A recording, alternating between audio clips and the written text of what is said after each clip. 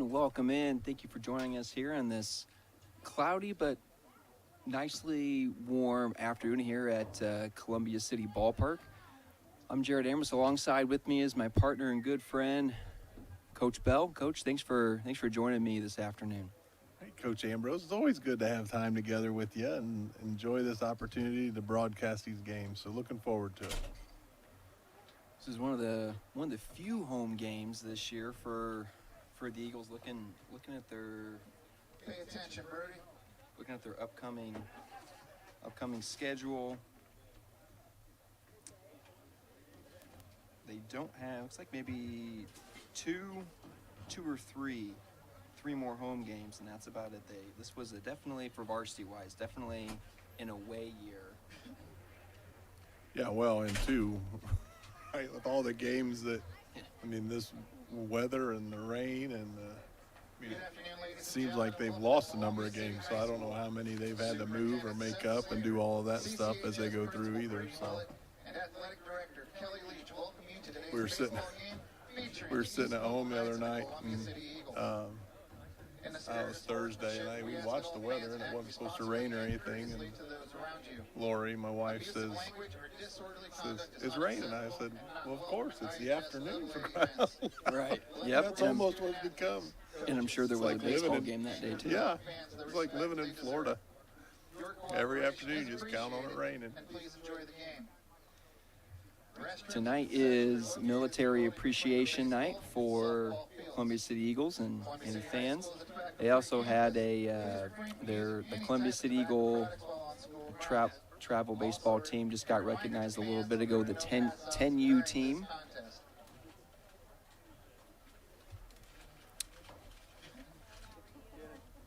Looking at this afternoon's matchup, we have the Columbia City Eagles hosting the East Noble Knights. Was talking with Coach Daly last night a little bit over texting. I said, hey, what's a little bit of give me some info on East Noble. And according to his knowledge, they currently are winless in conference, but they've also played some of the top competition in conference so far.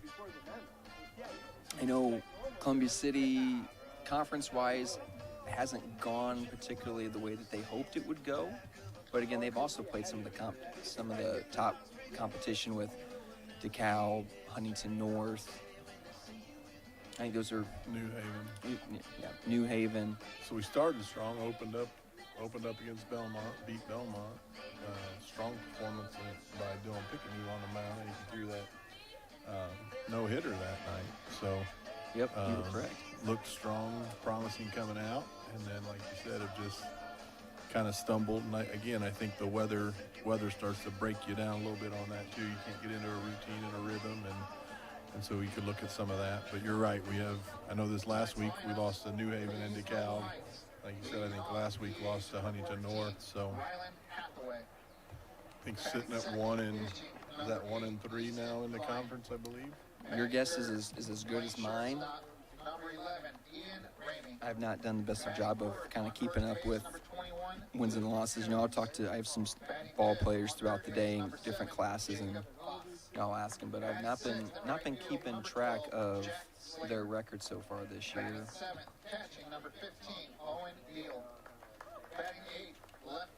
Well, they played Belmont on 28th, Huntington North on the 30th, so they're 1-1 there, and then DeKalb, New Haven. So yeah, sitting at 1-3 right now, facing East Noble. Woo! Bring 'em out, bring 'em out, bring 'em out, bring 'em out. It's hard to yell when the barrel's in your mouth. And now for your Columbia City Eagles!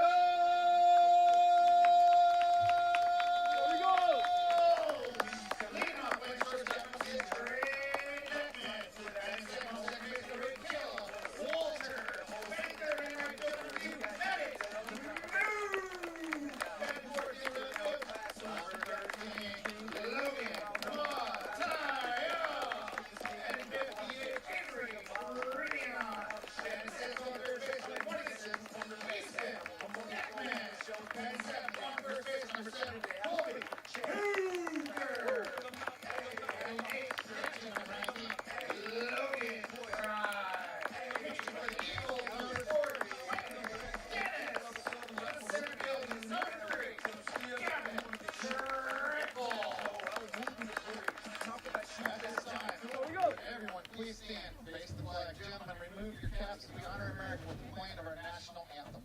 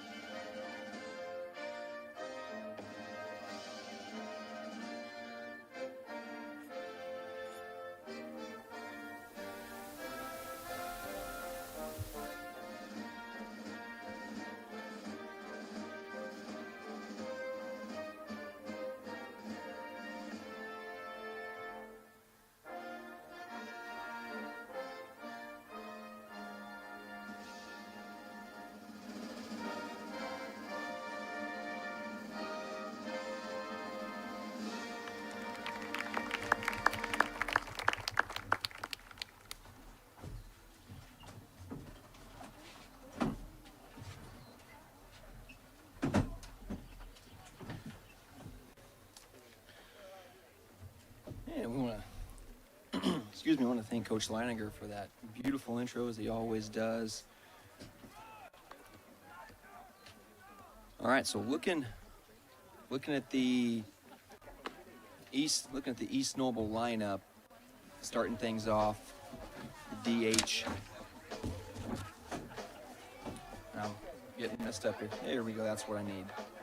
At the DH, number 14, Rylan Hathaway. He's DHing for the second baseman, number 1, Braylon Bush.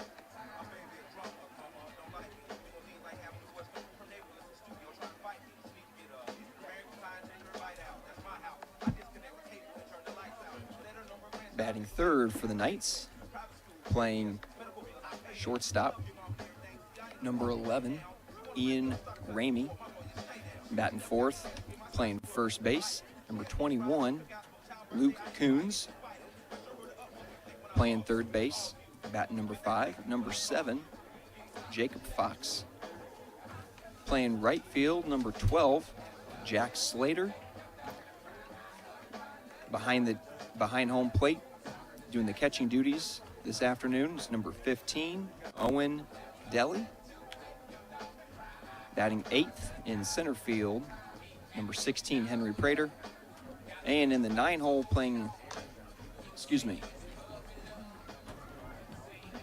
in the 9-hole playing center field, Leading off for the Knights, number 8, Easton Klein. Hathaway. On the mound for the Eagles this afternoon, as the first pitch is delivered, is a strike. You got Quentin Dennis on the mound. Looks like Quentin did a good job of painting the outside. Got him, gave him a second one. And not criticizing the signals here, a different strike signal. Usually you see the umpire go to the right. This time he is coming right up in front of the chest, calling his strikes. As Dennis stays ahead, 1 ball and 2 strikes, 1 and 2.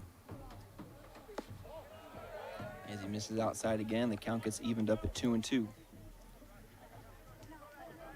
Quentin's definitely working away, working on that outside corner. Did a great job painting those first 2. And there's a shot tailing to right center. As that catch is made by the center fielder, Gavin Trickle. Now batting, number 8, All right, Easton Easton Klein's going to step in. He's going to look down at his coach at third. We'll give you the infield rundown here. Shortstop, we got Trey Deckman. Second base, we got Caleb Walter. As the first pitch comes in for a strike. Over at first base, we got senior Colby Booker. Third base, you got freshman Easton Deckman. As this one gets behind Fry and goes to the backstop. And as we just said, Logan Fry is behind the dish, and Quentin Dennis on the mound.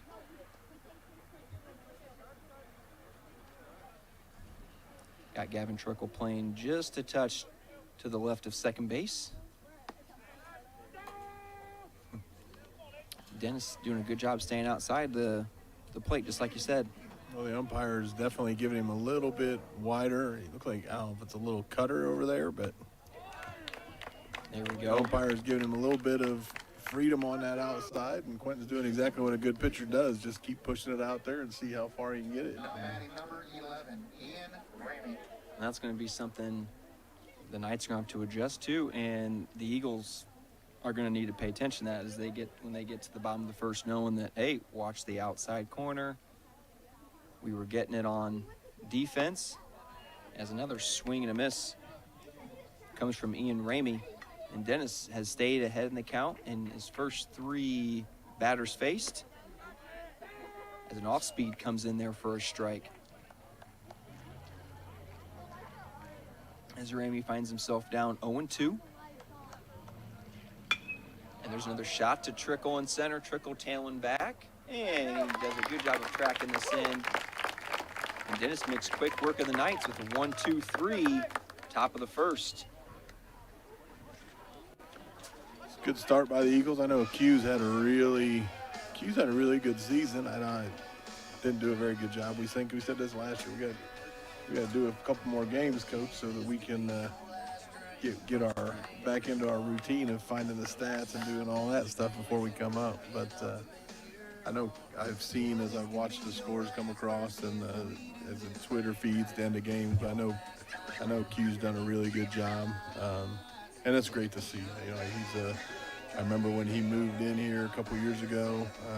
He was a small little dude, but you could tell he just loved baseball, and he was a little shy and kind of reserved a little bit, and just to watch him grow over the last couple years into, he's really become a quality, solid starter, one of the most consistent, I think, for the Eagles so far this year. And so that's excited for him and excited for the Eagles to have that, again, out of a junior. So Yeah, that's real important with your high school programs, to get a good mix of, I mean, obviously it's fantastic to have a whole group of seniors, top to bottom, but they got a good mix of seniors, some juniors, sophomores, a couple freshmen maybe mixed in that are contributing.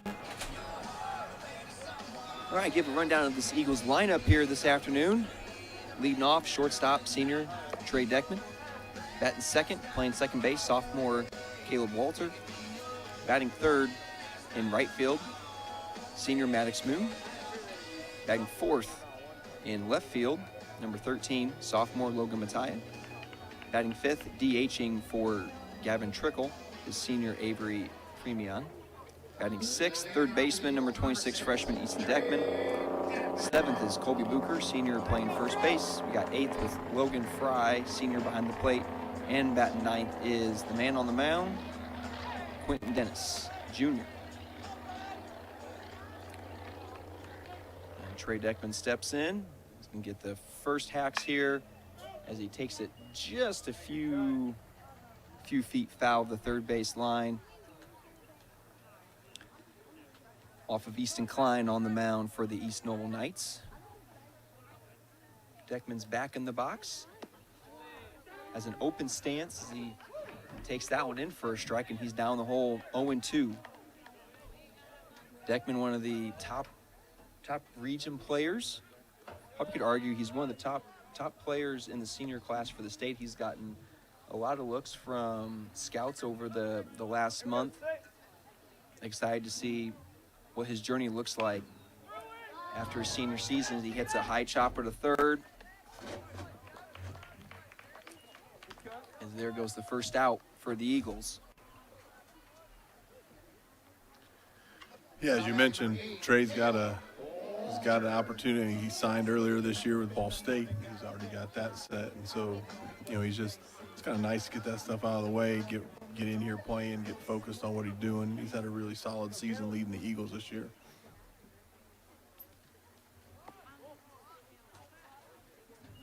And up for the Eagles right now is second baseman Caleb Walter, another returning starter for the Eagles in this lineup, as he takes a sign down there at third base.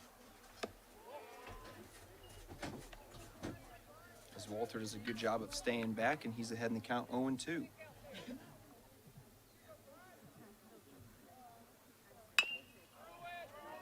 And he pulls that, a weak chopper to first.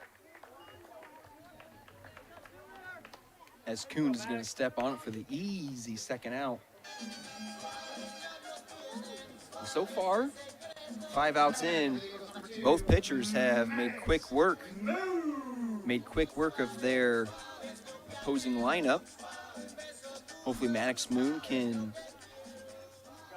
put a wrinkle in this bottom of the first. As the first pitch comes in, he swings a slow comeback to the mound, and that's a one-pitch third out. 3 up and 3 down in this first inning of work for both teams. Eagles definitely went up aggressive, looking to swing on that first pitch. And Caleb put a fake bunt down, or put a fake bunt up there, and then had the ball. But they're definitely going up there looking to be aggressive. Just got to make a little more solid contact. Nobody seemed to barrel up the ball right there. So I don't know if there's some motion or if it's just a little early excitement, trying to, knowing how important this game is, both conference-wise, but again, just in the overall scheme of the schedule. Got 2 weeks left in the regular season. You really want to start, right around here is the time you want to get started playing your best baseball. We always talk about break the season into a bunch of different parts, and that most important part comes up here with the sectional play and the state tournament. And so you want to start getting things rolling and getting moving along, and be nice if the weather cooperates and get into a routine and just start to see things get moving a little bit. Yeah, it's definitely been a different season. It's probably been a few years since they've had this many games rained out before this, going into this part of the season. But yeah, you're exactly right. Both teams definitely want to start to get some wins stranded together as they get into the state tournament here in just a couple of weeks.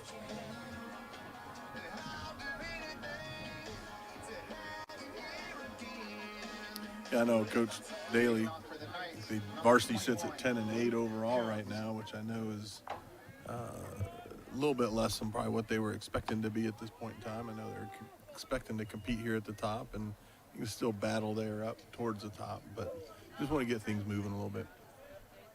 Up to bat for the Eagles, for the Knights. Open the 4-hole. Luke Coons, as he evens the count at 1-1. Dennis on the mound has that little offset wind-up. As Coons fouls this one over to the Knights dugout. Count is at 1-2.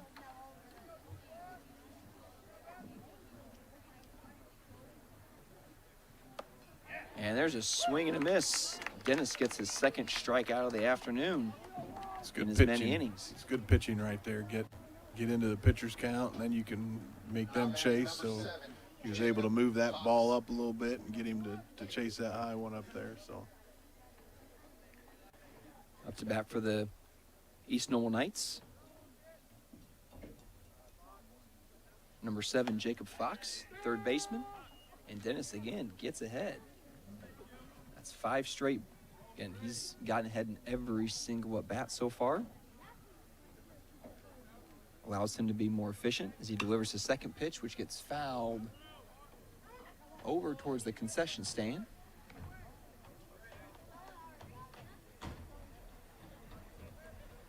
The lights are turned on as we do have an overcast this afternoon.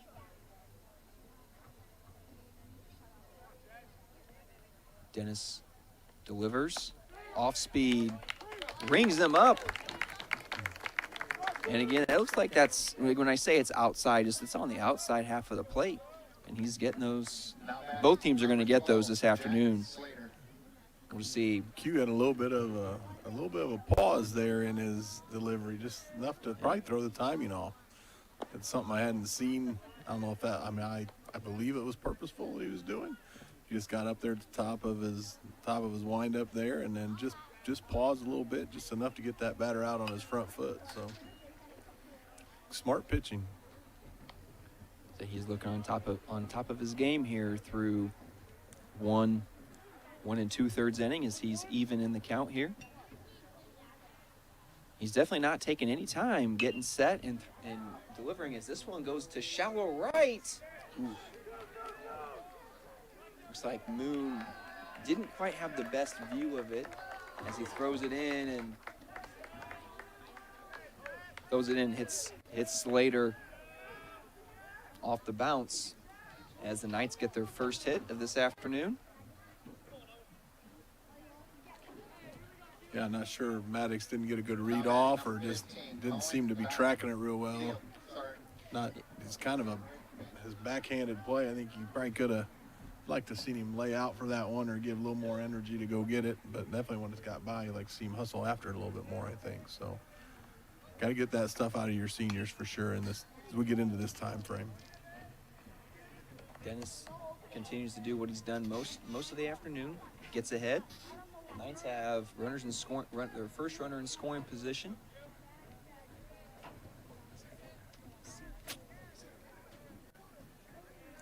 Dennis now going from the stretch. Looks in and delivers, and another swing and a miss. Counts now 0-2.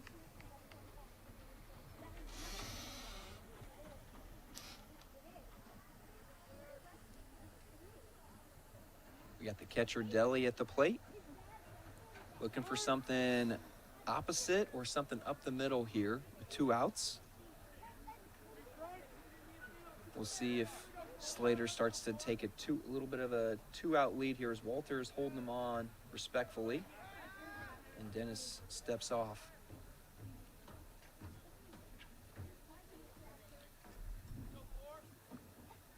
Deli's in the box closer to the plate as he fights one off inside to the backstop.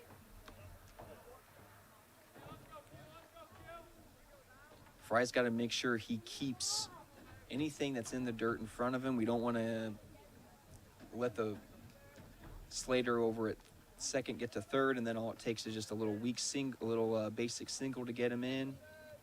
Keep it in front of you. Here's the next pitch. A little bit low and outside. Counts at 1-2.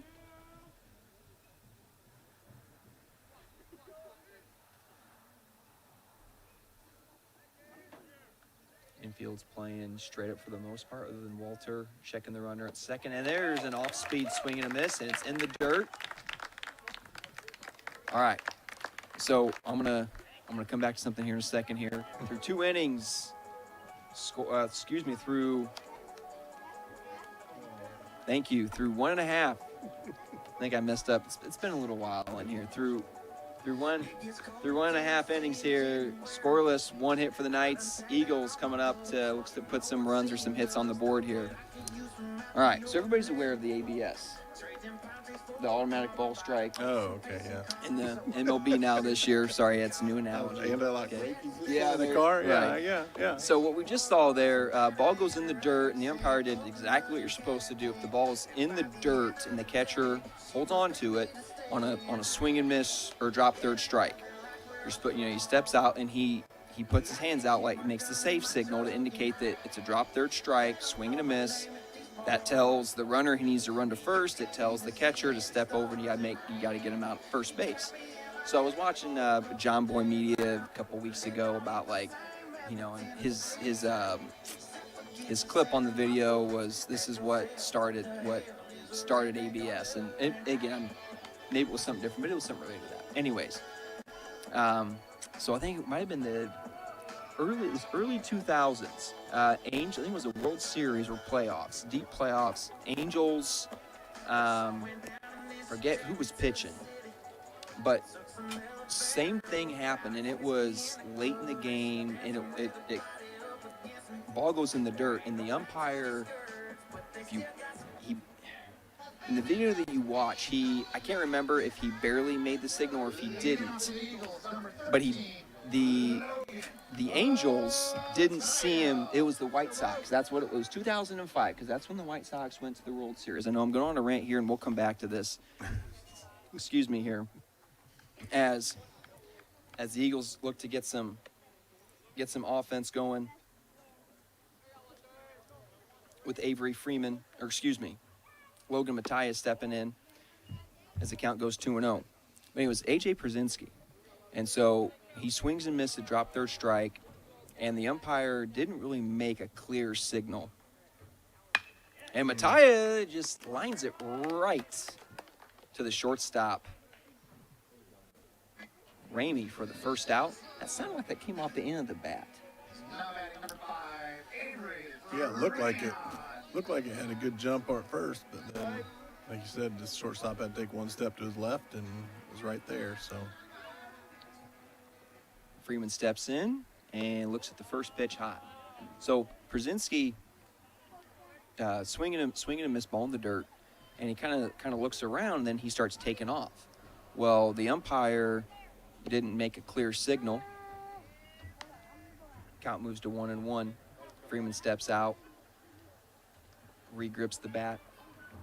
And so Przinsky runs, they throw the ball to first, and they don't get him out. Off speed pitch, misses. And eventually Przinsky scores later in that inning, which then the White Sox ended up winning, and they go on to the World Series. And Freeman puts one deep to left center. This one is going, Okay, so this will be interesting here. So that hits the top of the pipe. yeah, hit the plastic fence cover on the top and bounced straight up. Hit it just right to bounce back in. 6 Easton. We had that happen. Brock Daly, his senior year, hit one out there. Still a dent in the plastic. Hit right on the top of it, bounced back in, kept him away from the home run. That was a shot. Well, good thing Freeman was running and not taking a little slow trot. Otherwise, he may have only gotten a single out of it. So Eagles have runners in scoring position here with one out. We got freshman third baseman Easton Deckman. And there's that outside pitch for a strike. So anyways, seeing that play to end the top half of the second made me think of that call, because they couldn't go back and review it at the time, but if you go back and watch it, it's all grainy. Swing and a miss there from Deckman. But it does look like, because here's what happened. The catcher thought that he caught it. And so he didn't think he had to throw down because he didn't see the sign. And the ump later came back and said, no, I made that. That's how I always do my drop third strikes. So then John Boy went back. And looks like we have a balk. I don't think he paused on his way to didn't come set for the second. Next pitch comes in. Infield is moved in here with one out. That was a pretty quick pitch right there too. Probably could have got another one. Interesting here. He's going from the windup, and there's a perfect ball. That's exactly what you need. As Deckman gets a sac fly, puts it right up the chute to center field, and gets a sac fly RBI. And the Eagles get first blood here, and that balk's going to come back to haunt him, because if he doesn't balk there, it's probably Freeman's definitely not going to advance from second to third on that fly ball. But anyways, going back to my story, as I round this up, this has been a little bit of a lengthier one. Anyways, but the umpire said, no, that's how I always do it. So John Boy went back and looked, and that was not how he always called his drop third strikes. On the other ones, he clearly put his hands off, put it out like the safe call. It's just one of those things that I've always wondered as the count goes to 2-1 for Colby Booker. How many games have teams been on the wrong side of a bad call that costed them maybe a playoff or even a World Series potentially, as Booker fights that off to the top of the Knights dugout as the count goes to 2-2.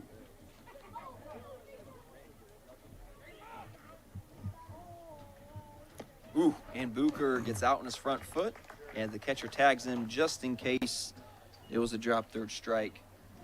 But the Eagles strike first. They get a very long double from Avery Freemion to lead off the bottom of the second. We get a balk to move him to third, and then Easton Deckman does a great job of situational hitting and puts the ball to mid-center for a sac fly and RBI.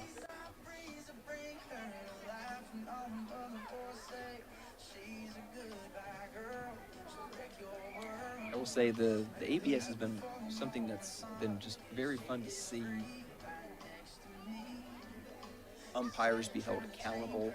I mean, they're human. I'm not one to always criticize umpires, but to see them be held accountable and to see the game be called like it should is just nice to see. You always feel icky after a loss that you think, man, if that could be reviewable, if it's called the right way, you know, we walk away winning that game, or you walk away with a chance to win it. Yeah, I don't know, Coach, on that one. That's I think the games I've watched this year where I've seen it, I think I've been as much impressed with just how skilled those umpires really are. Right? Absolutely. And, I mean, that thing will, you know, they'll contest it and they'll show it, and I mean that umpire will have it. That thing's just right off the corner or right on the box that they put in there that shows you. And I mean they're pretty precise with what they do, and so. Oh, absolutely.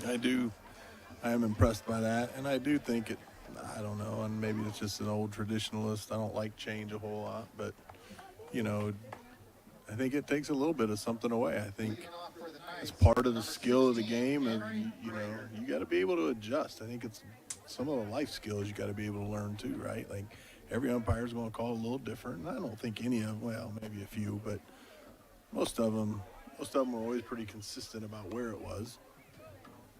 Yeah, no, I think that's definitely a valid point, and that's the beauty of it is, you do get to see how close. Like again, you know, all right, they call a pitch a strike, and the batter taps his helmet, and you see, oh, it's actually a ball, but it was off by, you know, a tenth of an inch or whatever it is, and it's like, I mean, how many other people could actually like get that correct, right, or like to know for certain? I mean, that is very, very tough.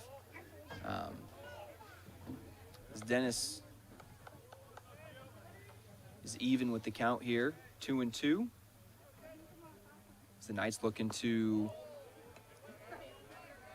strike back here. The count goes to first full count for Quentin Dennis this afternoon here in the top of the third. Another swing and a miss for Quentin Dennis, and the Eagles will throw it around the horn. Got him to chase that one on the outside. That's that's pitching to where the umpire's been calling and putting the pressure on the batter. So I'm really, really proud of so far of Q, the way he's pitched this game. Fry does a good job of keeping that one in front of him. For the Knights, they're at the 9 hole. You got number 5, Hayden Mitchener, playing center field this afternoon.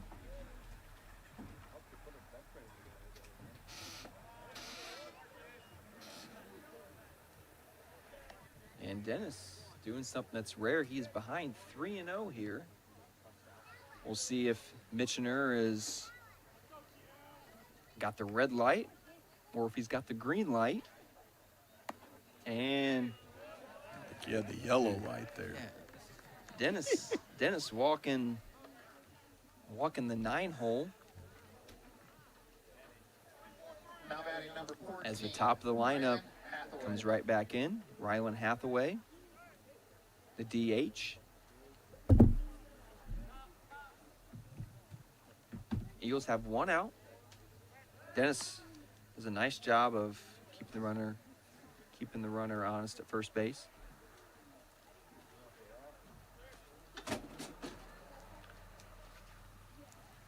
Dennis delivers, and there's a shot to the gap. That's going to fall in as Moon barehands it, hits the relay, one hopper, and the throw. Ooh, looks like, not sure if that. Easton did a good job of keeping that ball in and not letting it squirt away, as Dennis was kind of late to get over there. If it did get thrown away, that would have been a tough one. I didn't watch the first baseman, if he rounded hard to see if he could advance on that or not. He did round hard, but I think Moon got it into Deckman, who was standing right there at second base, and so he had to hold right there. That is a great job of hitting the cutoff versus, some kids. I'm just going to try to show my arm off, Yeah. and that is the smart play. Get it to the cutoff man. We got first and third here. We'll see if the Knights try to do anything cute. And they got the 2-hole up here. Easton Klein. Another pickoff. Keep watching that runner at third. I'd like to see him. If you're East Noble's coach, I think you'd like to see him get a little bit more aggressive and further off just to push that. Ooh, good swing and a miss. You got to make Q and those guys think, hey, maybe I will go if you want to throw it over there. I might time you up on that throw. So from an aggressive standpoint, you'd like to see him get out there and do that. And Q's got to be mindful of that as well. Klein is back in the box. Off-speed pitch comes in and is just a little bit outside. Eagles hoping for a little double play action here. You can see Deckman and Walter in double play depth.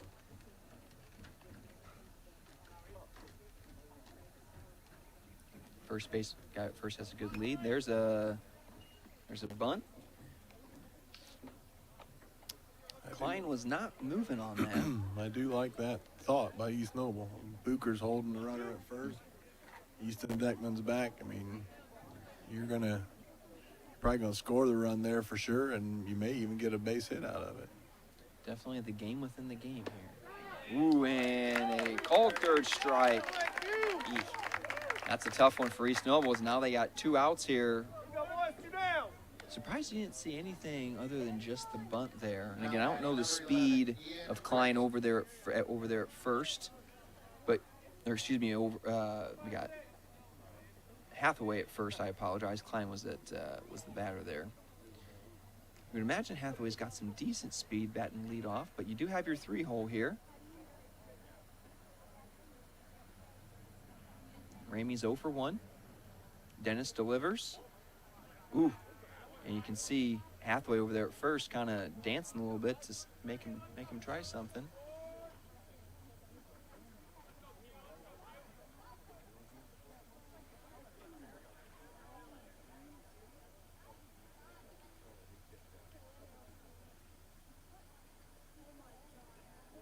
Dennis delivers, and there's a shot right in the hole of short and third. And that's what you don't want to do there. Just hit the cutoff, get the ball in, because if guys are in the right spot there, you could easily give up 1 or 2 extra bases there. Just hit your cutoff. Yeah, he threw back towards second, and that guy hadn't even made that hard of a turn. He needs to hit Trey there. If that guy would have turned hard and kept going, throwing behind him, you're giving up. We talk all the time about you really 1 or 2 steps. Is if you can find a way to steal 1 or 2 steps as a defender or as an offense, you're going to get that base. And that you throw behind, there's 2 steps. He's going to get over to third. There's that high deep fly to right field as Moon and Trickle's going to call him off and makes the catch in right center. Good communication there from Moon and Trickle. They just give each other a high five. Trickle had to cover a lot of ground there. And the Knights do get some revenge as they tie it up at 1-1. As we move to the bottom of the third in this NE8 conference matchup. Sponsors: Big G Sports Cafe, Impact CNC, City Auto Mall, Dairy Queen Grill and Chill, Disruptor, You know, we were talking about some pickoffs, and you're talking about get a step either way. Hollenball, Well Drilling. I haven't seen it recently, so I don't know if the Mariners, if it was just it just was by happenstance or if it was an actual play. But Mariners were on defense. There was a runner at first, and first baseman, I want to say it's Josh Naylor. I can't remember. It's a bigger guy who's not very fast. That's all I can tell you. Which doesn't eliminate a lot of first basemen in the MLB.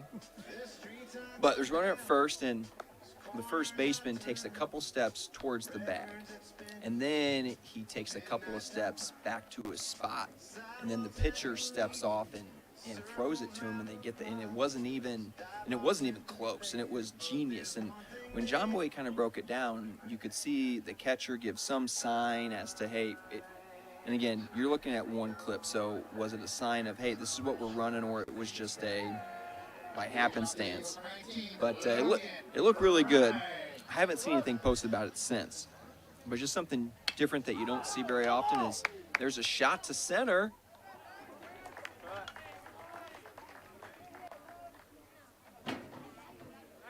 As the Knights center fielder does a good job of tracking that down. It was a good batted ball there from Logan Fry.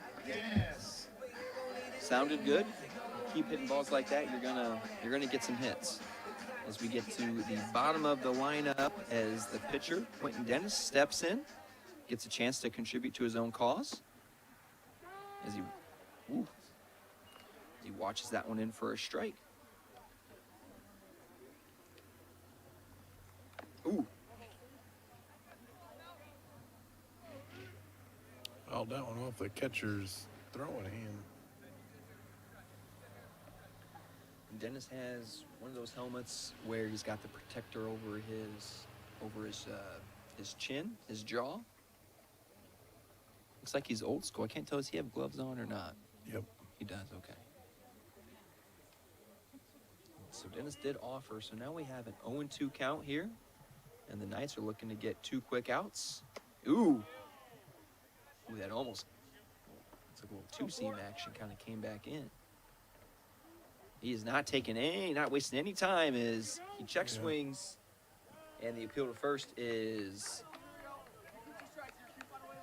no swing as Dennis works it back to 2-2 here. And Dennis does a great job going to right field. He may have burned the right fielder. He sure did. He's going to round second. And he's going to hold there. As Quentin Dennis does a great job doing what you teach at every level of baseball. If it's outside, take it that way. Take it to the opposite field. As Slater got burned. And now he did a great job. You got your best hitter in the lineup up. 1 out. And the Eagles are in a perfect spot here to take the lead. As Deckman steps in. Open stance. And there's good. Dennis does a great job. He didn't waste any time. He's gonna take a hard round there. He didn't waste any time seeing the ball in the dirt and taking off. Great base running there. I do think it's interesting over all the years to watch the different strategies of lineups, right? Like, again, Trey Deckman with the power and with his ability to hit. And, in the old days, it's kind of probably in the 3-4 range and slot. And now with all the analytics,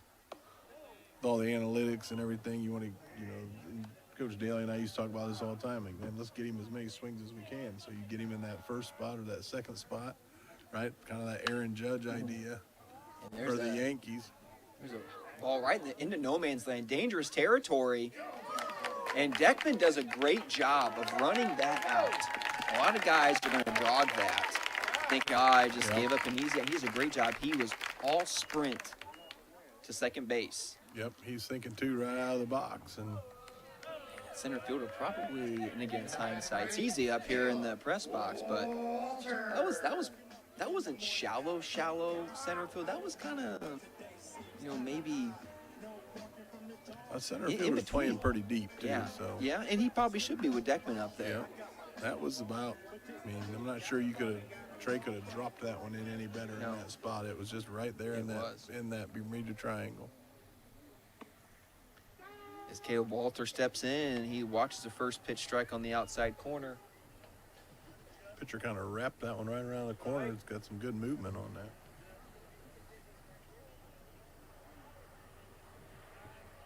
Delivers, second pitch, and Walter does just a tiny check swing. And he works the count back full. Walter's also pretty close to crowding the plate there, a little bit of an open stance. And the pickoff attempt is no good. First baseman is playing in the grass. Here comes the next pitch, and Walter watches it outside. Caleb does have, he's wicked fast. And I know he's got a lot of bunts down, and earlier in the game he gave that fake bunt. So I think that first baseman's got to make sure that he plays up there and that to take that away, because Caleb can easily bunt for that hit.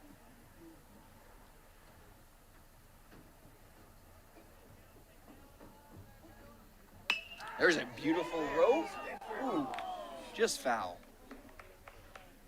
He definitely wants that one back.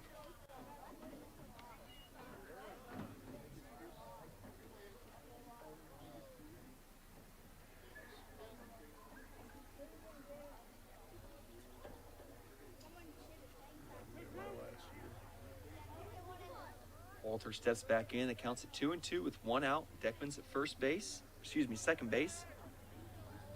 Pitcher looks in, and Walter nearly avoids a hit by pitch, and the count goes to full.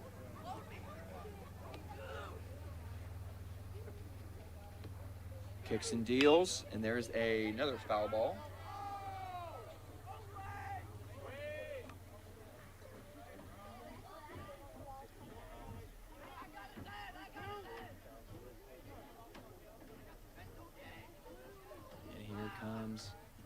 The next offering.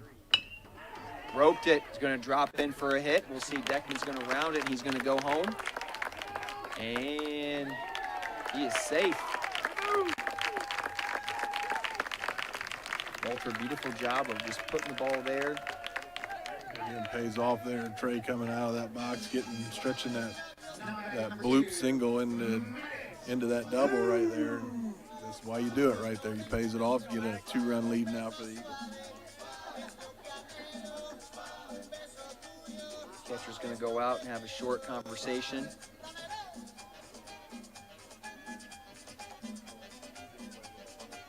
Got senior Maddox move.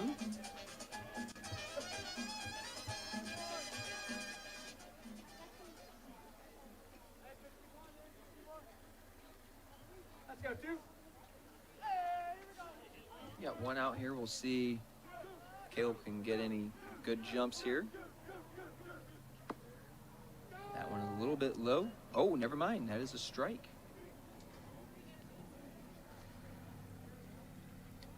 No sign from Coach Deckman down there at third base.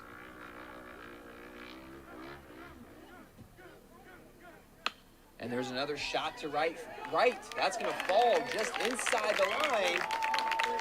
And Coach Deckman is waving Walter home, and yep, because they missed the first cutoff, and they missed another cutoff.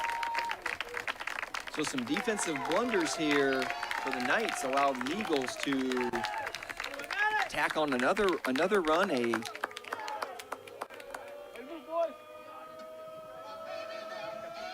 triple for Maddox Moon, an RBI triple. As the Eagles keep rolling here with one out. That is 4 straight hits for the Eagles.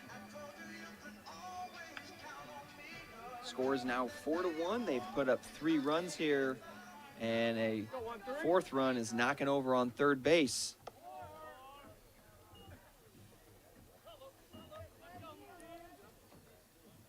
As Mattia watches the first one in for a ball.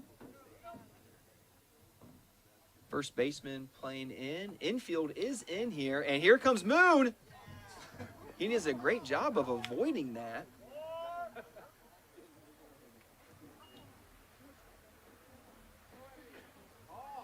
That was awfully close, Love. And trying something that East Noble may not have been aware and ready for. A little suicide squeeze action.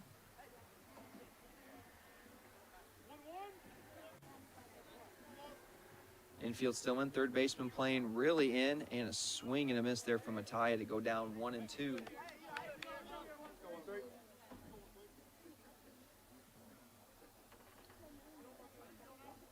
Put something in play here. Does a good job of watching 2-2.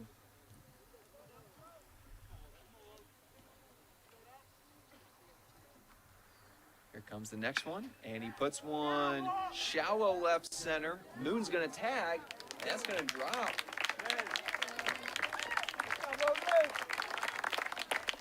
And the Eagles tack on another run to go up 5-1 here.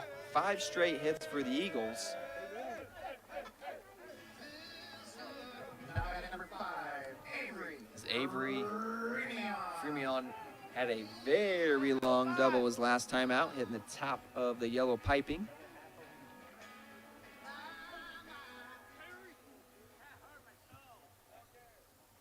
As it pick off, and he loses it.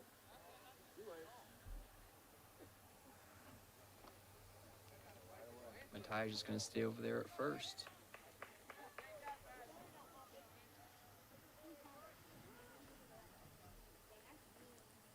Knights hoping for a double play ball here to get him out of the inning. As that one is in the dirt. Even with the overcast, the sun is giving us some decent light behind us. Another pickoff attempt at first.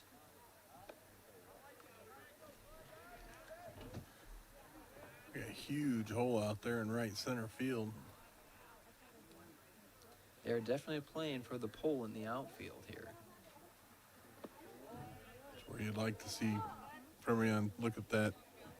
If you can get one out on the outside corner, just, I mean, if he could drive it into that gap, he's probably going to get a triple. But even just to lay one out there, you're going to potentially get another run. Freeman back in the box, watches one in for a strike. Count goes to 2-1 here. Still a hitter's count.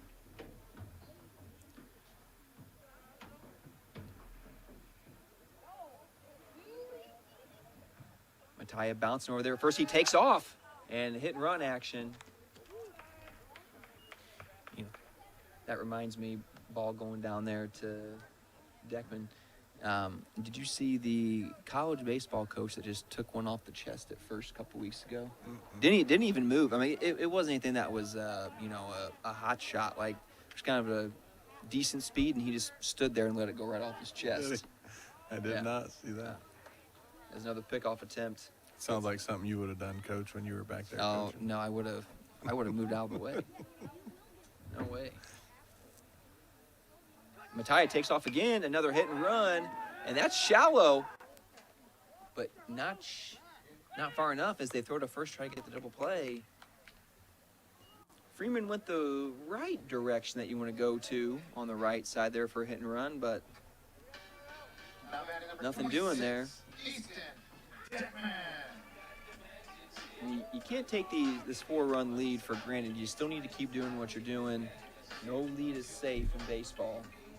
East Noble can easily come out next inning and put up their own cricket number. Another pickoff attempt.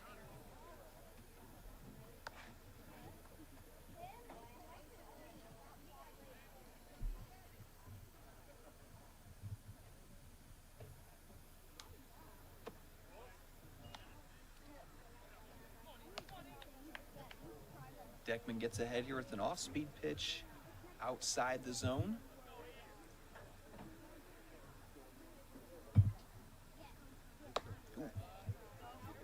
Deckman takes a big swing and a miss.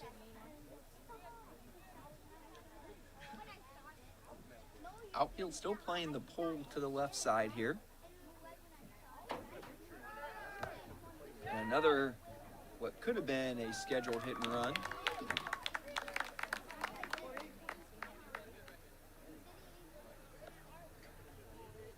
And now Easton's got an opportunity for an RBI with 2 outs and 2 strikes.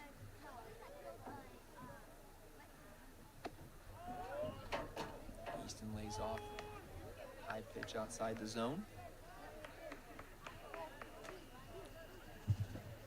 In the middle of the lineup for the Eagles here with 2 outs, 2 and 2, and it's full. That pitcher from East Noble's got a lot of movement in his body, which again can wear you out.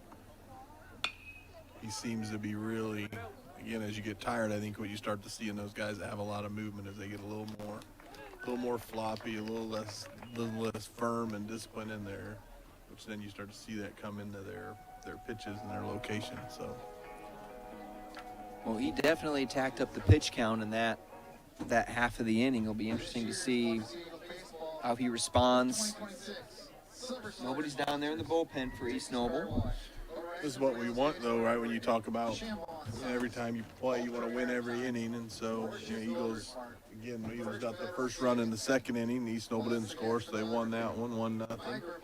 East Noble comes back and gets one here in the top of the third, and then the Eagles come back and put 4 up. So that's, you always set kind of little goals inside of the game, and that's always one of them. Just make sure you win every inning. If you win every inning, then you're going to win the game, and that's, I think good job by the Eagles there, making sure they strung some hits together and put that crooked number up there. We'll see how the Knights look to respond here in the top of the fourth.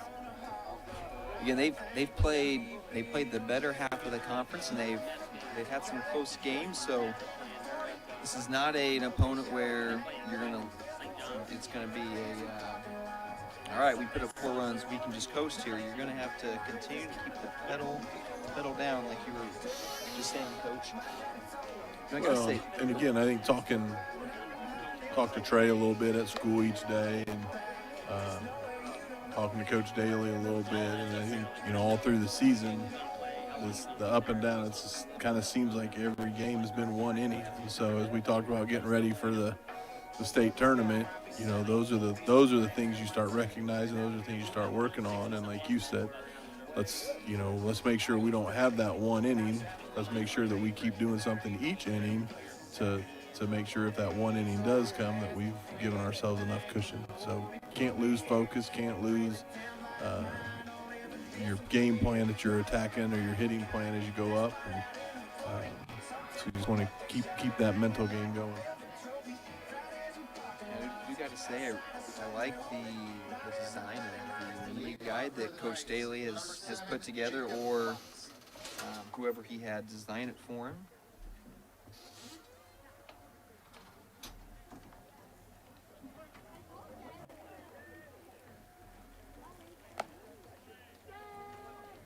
Dennis gets ahead here, 0-1 to start the top half of the fourth, as the Knights start in the 5 spot with their third baseman, Jacob Fox.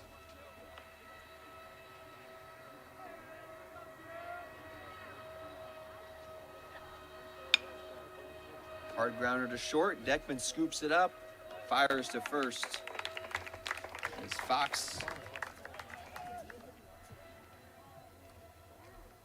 takes the number 12, Jack Slater.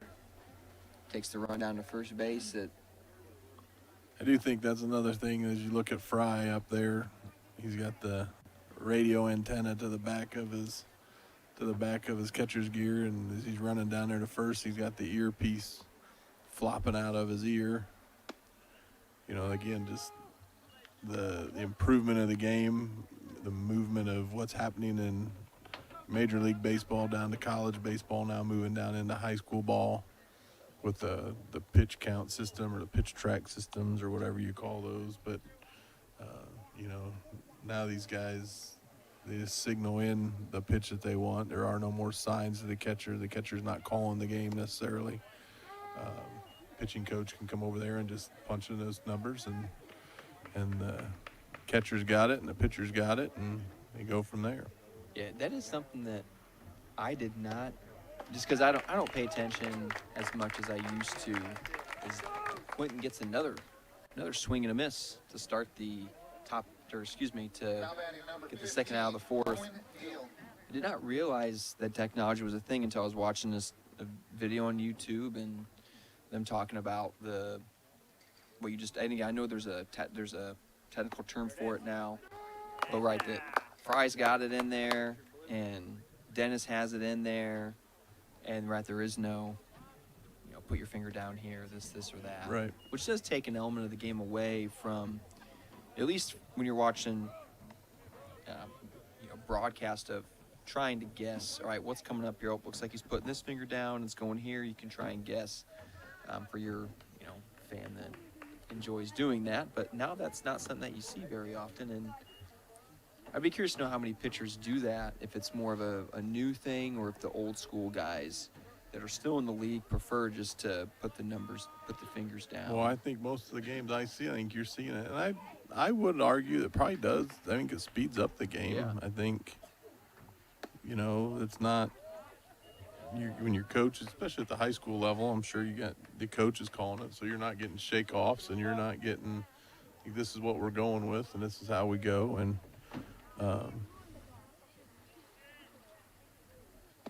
that was always a conversation, the debate when we were coaching, right? Like, you want to develop your catchers. You want to develop your catchers and your pitchers both to be smart and to understand how to pitch the game, and I think you teach the game through that. Yeah.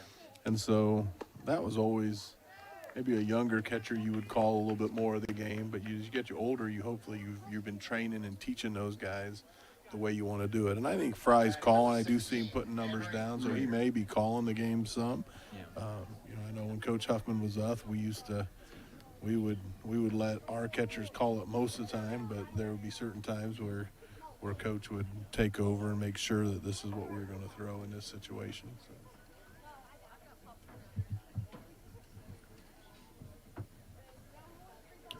Well, the Knights get a runner on here with 2 outs as they get the 8-hole. And the pickoff attempt is no good. Henry Prater's up. He's more up in the box, towards the top half of the box. Dennis delivers as Fry snaps up and looks down at first base.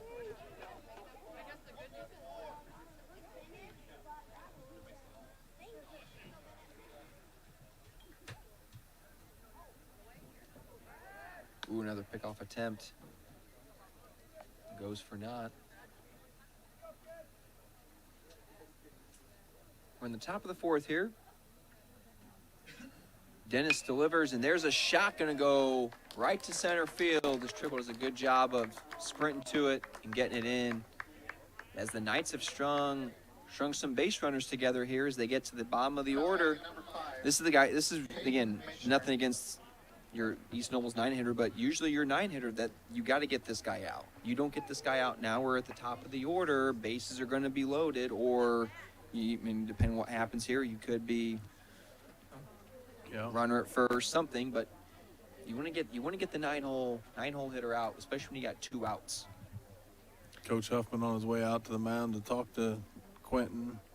You talk right there. You got 1 ball, 2 strike count. I mean, you got way too much of the plate. He got too much of the barrel on that one for being in the pitcher's count. You need to make him hit your pitch, and I'm sure that's what Coach Huffman's reminding him. You got a 4-1 or 4-run lead. Let your defense play behind you and hit your spots.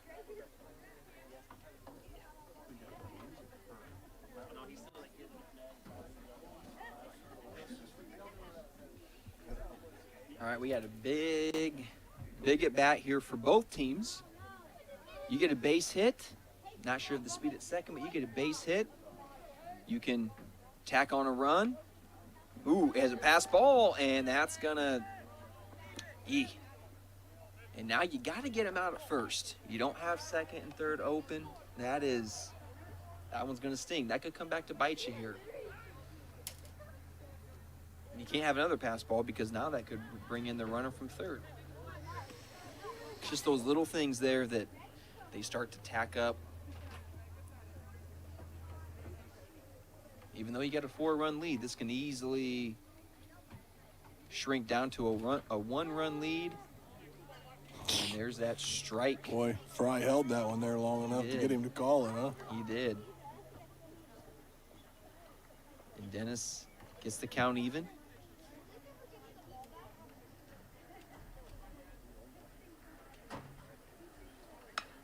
And there's a shot that is going to right. Maddox Moon will call him off, and the Eagles, Quentin Dennis, avoid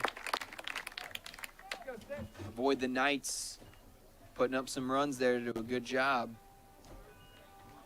of keeping another goose egg on the board. Going into the bottom of the fourth, Eagles 5, Knights 1. Well, Coach, you probably have a lot more knowledge in this area, just with your role being administrator and just the conversations that you're probably able to have. What do you know about the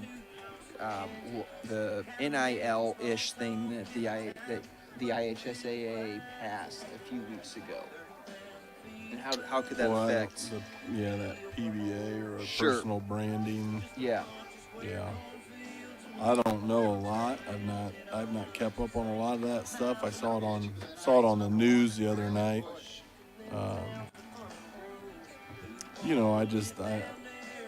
Without going into it a whole lot, I don't like it at all. I don't understand the idea behind it, especially down at a high school level. I think, when you talk about scholastic athletics and those are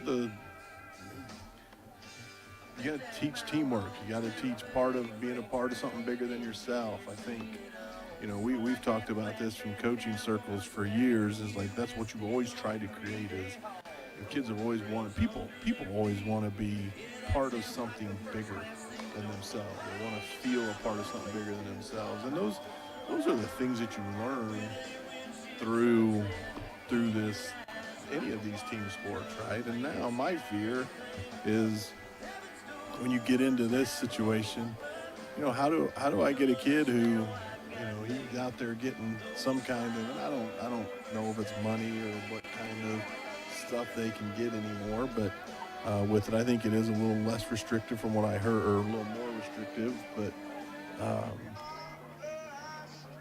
anytime that you single a guy out above and beyond, you just take away that, especially for these young kids who aren't, they're not fully developmentally and the maturity-wise. So I don't like it. It sounds like an old man saying No, that. it's not an old man. I don't like it. Booker swings on the first pitch and flies out to shallow right field. No, it's interesting. It's well, again, and the things that we tried to do when we were coaching. Even just with your workouts and trying to get, you got to get your guys there, and in the summertime, they're working out. They already got their own trainers, they got their own hitting coaches, they got their own pitching coaches, they got, that's fine and that's great, but at some point in time, you also got to be able to come in and work. Right. If you're the leader of the team, your teammates have got to see you. There's a shot to left center from Fry. And, man, they got to do more push-ups. Yeah. Coach Daly better get in the weight room a little bit more, huh? We'll let Fry know about that one tomorrow when he comes in. He'll give that big old grin of his. And here comes a courtesy for the Eagles. It's like Ian Berry's going to be the runner out there for Fry. As Quentin Dennis is going to have another opportunity to help his own cause. Just remember last time he started, he was the first run in the bottom of the second for the Eagles.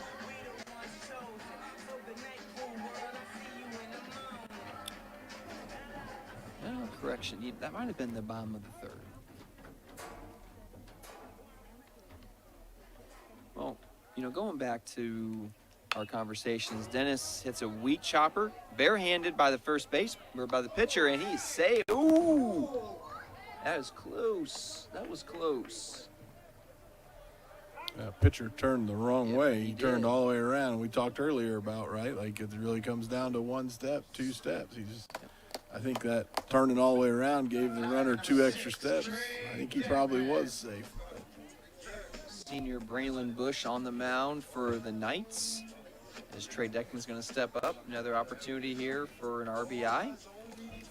Well, and of all the levels of sports, whatever, high school, other than middle school, well, no, actually it's probably not even the case, but every level of sports except for pros, you get to choose where you want to play now. If you don't like where you're playing, you can leave and go play somewhere else except for the pro level. I mean, you sign a contract at the pro level, you don't get that. And so it's just something I've always. Do you though, right? Like how many? Well, so many guys force trades now. You can. Or, That's true. That's true. You can. That is true.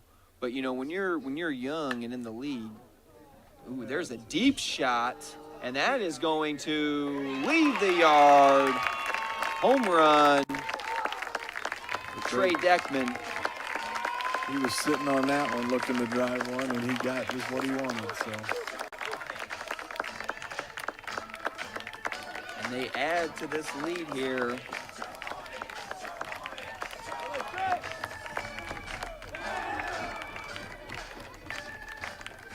As the Eagles tack on 2 more runs. Down number 8, Caleb Walter. Well, something that I never really thought of is Caleb Walter steps in. I was talking to over winter break. I was talking to a parent of a collegiate athlete, and I was asking, hey, how's so and so doing? And eventually we got to this conversation of because I think I asked like if they still plan on staying there, and they mentioned that yes they are, and they mentioned how there's a kid that they knew from a Northeast Indiana school also went to that same school to play that same sport, and that kid entered the transfer portal after the season was over, and mentioned that what a lot of people don't realize is these kids that are transferring, if their classes if their credits don't transfer, then you're entering, if you're a freshman and the credits that you had in semester 1 don't transfer, well, you're at 0 credits. And so it is a thing I'm curious about is how many of these kids are not, they're a junior or a senior, as Walter puts one to the opposite side. Left fielder's going to camp under it for the second out. How many of these kids are transferring and they're not, for the third out, and they're not getting their degree, or they're having to stay longer to get their degree? Well, I think that's just right. Like you said, I was talking to a couple individuals, kind of the same thing, and just to hear what that NIL is doing at, again, not even at the big colleges, big colleges of the options, and we can debate that, and there's arguments back and forth, and I can see both sides of it, but I do struggle when, I don't know, this is probably a soapbox to stay off of, right? But, you're getting, just use Notre Dame, for example. You're going to Notre Dame on a full-ride scholarship. I mean, I don't know what Notre Dame is a year now. I'm guessing it's probably up in the 60s at least, right? At least, 50, yeah. 60? Oh, yeah, at least. So you're getting a 4-year, maybe a 5-year degree. And so you got $300,000. I mean, you're getting that. And I know you get apparel, you get, those are things that always used to be there before the NIL. Yeah. Now, I do know, no booster couldn't buy you a cheeseburger. I mean, there was a stupid stuff like that was always kind of a problem. But, and people argue, well, kids can't get a job, and they have a job, and, this is a way to compensate them for that. But I think when you start to see these the point guard from Purdue this last year, Braden Smith. yeah, I mean, it was more lucrative for him to come back to Purdue than to go into take a chance to go into the pros with what he was going to draw. Yeah. And I think that's where it's just upside down and probably needs to be looked at. Well, I feel like the initial thought was, 10, 12 years ago was, well, athletes need to be paid. Okay. But now we've just made it to where, I think I saw an interview with Gino Ariam a couple years ago, and he said, look, let's just call it what it is. This is amateur sports. Yeah. Make him sign a contract, which I think makes total sense. Make him sign a contract, because that's what you're going to do at the next level. Yeah. You commit somewhere, and that's the deal. I don't mind the NIL. What I hate more is you get to leave every single year. Yeah. What I've always thought was interesting, and Dennis gets another strikeout. He is rolling this afternoon, as Friday did a great job of holding on there, is the Number 8, Ethan Klein. you get to leave every year. Where I feel like should have been the exception for a long time was, and again, very much a call it both ways. Don't be a hypocrite. Right. I hated the fact that college coaches could leave whenever they wanted to, Right. but then a player couldn't. Now again, I see both sides, but that to me at that time was hypocritical. As this one gets fouled off, and so I think now you went too far to one way. I don't think they shouldn't be able to transfer, but I think if your coach transfers, then yeah, you should be able to. Especially if you're incoming and the guy that recruited you is now going to somewhere else. Right. But, I don't think the NCAA is going to care what our proposal was. I mean, honestly. Well, I think, again, I think as we talk about it here, right, and you go back to those, you can look at every sport and you see every one of these statistics, but however many hundreds of thousands of kids play high school, whatever, football, basketball, soccer, baseball, and then, the top only 5% go on to play at the college level of any kind, and then only 1% go to play at the top levels, and then only 0.5% ever have a chance of going into the pros of who starts it, right? Right. And I think that's where you lose the focus of what the thing's about, right? Are we doing it we're doing it for the 0.5%. We're doing it for maybe the 10%. But, man, when you got majority of them here, and then the worry is you see it all trickle down to high school.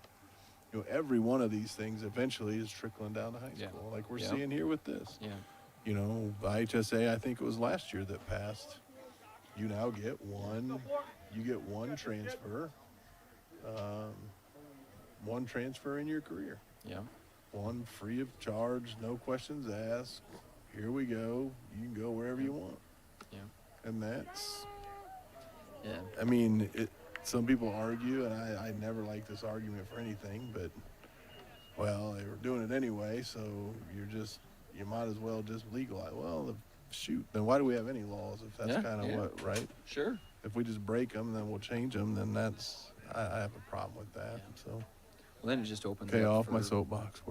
No, it opens up for the people that were doing it to do it more. Right. And Dennis, you just got foul a piece tip. of that one. Yeah. Foul tip lets Ramey stay alive here.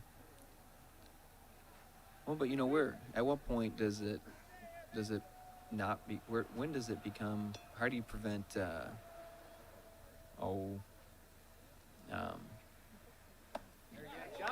good third strike to end the innings. Dennis is rolling. He's putting together a beautiful quality start. We'll see if he can go the distance. 2 more innings is all he would need, possibly, unless the Eagles can tack on some more runs and end this one early. But we're going to the bottom of the 5th. Eagles 7, Knights 1. But how do you prevent it from being, especially when you get to the big cities, Fort Wayne, Indianapolis. Hey, why don't you come over? You're playing at school A. Why don't you come over here? We got somebody that's going to give you. I mean, at what point is it just not? How do you prevent that? And maybe they don't. Maybe they don't care. I will say is selfishly, I have appreciated that the NIL has allowed some parity with some college sports. With obviously the best football team in the country, with the greatest coach in the country in college football, with IU football and Coach Kurt Cignetti. I firmly believe that all the other big programs were paying players before. They'll never convince me that they weren't, and I'm sure that's why some of them got out, because now everybody can do it. So I don't have that edge over the other programs anymore. Maddox Moon's going to step in to start the bottom of the fifth off for the Eagles as he watches a first pitch strike. Maddox had a nice RBI triple in his last plate appearance. And he's going to put one foul to the right side here.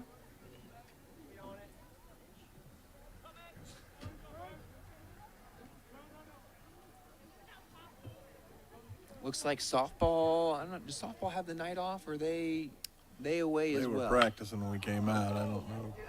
Max puts one to the right side, and that is foul. That looked. That is close.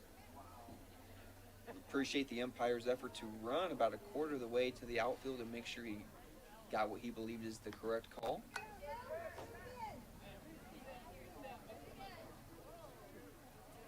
As Moon finds himself down 0-2, as he gets a big kick of the dirt there, knowing that he missed one.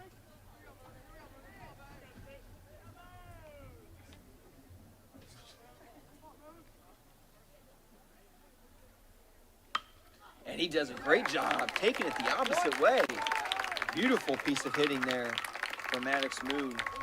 Eagles have had a lot of those hits today, going and taking the pitch in the opposite field.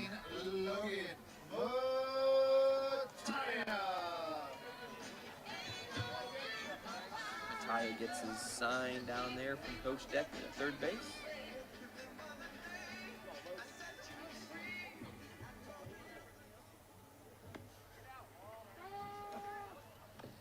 And he watches that off-speed pitch in for the first strike. That's not you.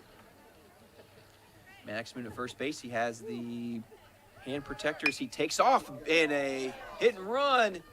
And it's going to... you got to slide. Ooh. Yeah, Moon's got a slide. I'll tell you, the Eagles are awful lucky there. Maddox has got a slide. He just coasted into that. Yeah. Probably should have been out just because he didn't slide. And I'll be honest, I always try to be unbiased. But I think Mattia was out there. I thought he had him I thought the throw beat him by half a step. But that's just my opinion from up here, as the first baseman's going to come in to prevent a bunt. Push bunt. And there it goes. And Freeman missed the bunt there. And it's just a great job of, you're up 6, but every run matters. And if that means, hey, let's put a bunt down and let's move the runners over with nobody out so that we can get these 2 runs in for sure, then that's what you do. Well, and again, we go about preparing in for state tournament. You got to be able to do everything. And You do. This second time that Fermion has had a chance to get some bunts down, he hasn't been able to. So, we got to you got to be able to do what you need to do for the team. Ooh, a great diving effort from the right fielder. And now the bases are loaded.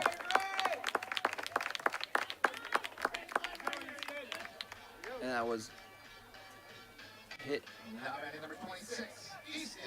just enough to force Moon and Mattia to go a little bit of halfway, or even stay on the bag just in case it is caught. And we got bases loaded here.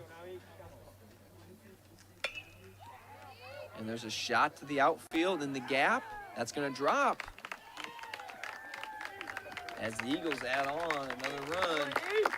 An RBI single for Easton Deckman.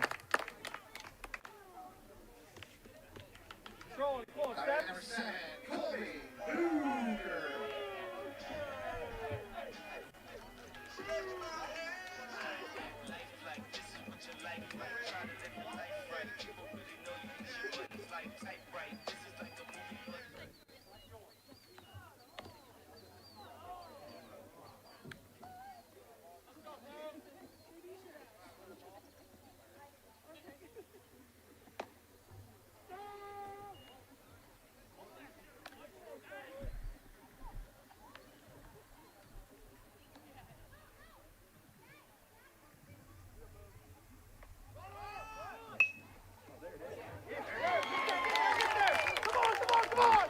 There's suicide squeeze by the Eagles. And, yep, they're going to count him.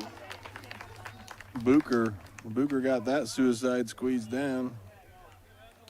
Is that Fremrion? Fremrion slowed down coming around. He'd have kept charging and he'd have been there.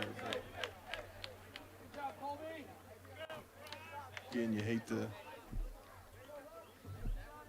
Batting number 19, Logan Fry. We were talking about IHSAA passing stuff. I did see they, at least for now, the shot clock in Indiana did not get passed. Right. Be interesting if they start putting in a pitch clock. I'm not sure if other states have that in place. I don't know. We'll see that get to the. There's a degree of technology that you have to bring with that. I'm not sure can come down to. I honestly shouldn't say come down, but It would definitely be interesting to see how they would enforce that with high school. You're gonna. Yeah, that would be interesting. Again, I think all of this is like, again, why? Why do you? This is not. And again, I know I'm old school, so I'm fighting the old fight here, but right when we're in high school basketball, there are teams that aren't as talented, and the teams that aren't as talented, if they need to slow it down, they need to, and they're talented enough to do that and skilled enough to run it and slow it. That's what you need to do. I mean.